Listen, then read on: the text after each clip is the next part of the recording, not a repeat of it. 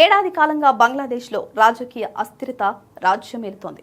Nobel గ్రహీత మహమ్మద్ యూనస్ సారథ్యంలోని తాత్కాలిక ప్రభుత్వం అన్ని విధాలుగా విఫలమైంది అనే ఆరోపణలు ఉన్నాయి. ముఖ్యంగా మత ఛాందస్సులను కట్టడి చేయడంలో ఆయన పూర్తిగా విఫలమయ్యారని ఇటీవలి పరిణామాలు సూచిస్తున్నాయి.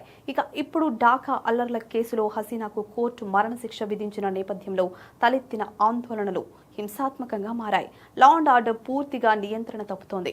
దాంతో దేశంలో అంతర్యుద్ధం పరిస్థితి నెలకొంది. ప్రభుత్వం కూడా అదే కోరుకుంటోందని షేక్ హసీనా సపోర్టర్స్ ఆరోపిస్తున్నారు. యూనస్ పాలన బంగ్లాదేశీయులను అంతర్యుద్ధం వైపు నెడుతోందని హెచ్చరిస్తున్నారు. ఢాకా అల్లర్ల కేసు విచారణ సమయంలో ఎటువంటి ప్రామాణిక విధానాన్ని అనుసరించలేదని, హసీనాకు తగిన అవకాశం కూడా కల్పించలేదని బంగ్లాదేశ్ అవామీ లీగ్ పార్టీ నేతలు ఆరోపిస్తున్నారు. యూనస్ ప్రభుత్వం ప్రకటించిన నకిలీ ఎన్నికల ప్రక్రియలో పాల్గొనొద్దని ప్రజలకు సూచించారు. ఈ పరిస్థితిలో దేశంలో అంతర్యుద్ధం తప్పదని పరిశీలకులు సైతం హెచ్చరిస్తున్నారు.